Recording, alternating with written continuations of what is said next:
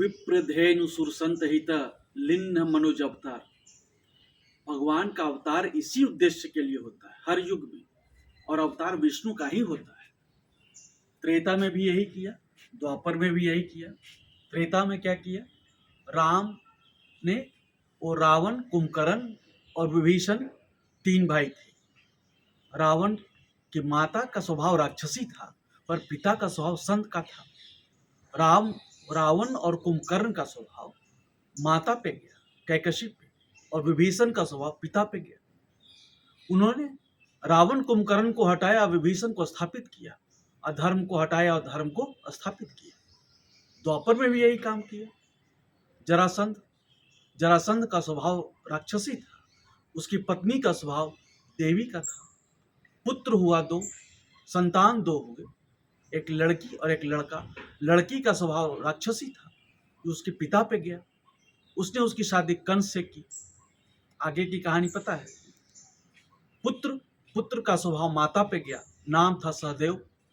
तो जरासंध की हटाने के बाद सहदेव को स्थापित किया। यहां भी वही किया, पर हुआ क्या? विडंबना यह है कि ये चश्मा उलट गया, मानव का चश्मा उलट गया। क्या देखने लगे?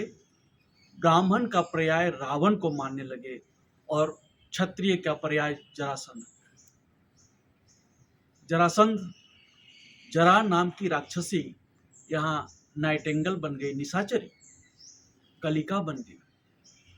इसी को कहते हैं चश्मा उलटना। सहदेव हमारे मगध क्षेत्र में सहदेव पिक्चर से गायब।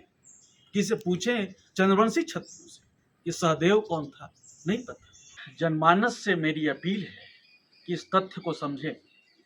रावण ब्रह्म राक्षस का प्रतिनिधि है, ब्राह्मण का नहीं। कलयुग में उसके रूप में अश्वत्थामा है। इसी तरह जरासंध राक्षस का प्रतिनिधि है, क्षत्रिय का नहीं। कलयुग में उसकी गद्दी पे कृतवर्मा है। ये ईर्ष्या प्रतिशोध के इंतहा है। जरा निशाचरी नाइटेंगल बन गई, कलिका बन गई, कलिका ढावा चल पड़ा। अफ्रीका में तो रंगभेद नहीं है, अमेरिका में रंगभेद है, क्योंकि कोई गोरा है, कोई काला है। अफ्रीका में सब काले, फिर एक दूसरे को क्यों मार काट रहे हैं? ये मारजार है। ये लोग मर रहे हैं, जर रहे हैं। मारजार मतलब बिल्ली। ये ऐसा ही होता है मानवों का। जब बिल्ली को बाघ समझ लेते, जब गाय और भैंस को एक ही नाद में भोजन परोस देते। इसलिए मैं कहता हूँ, रे मूढ़ मानव, भज गोविंदम, भज गोविंदम।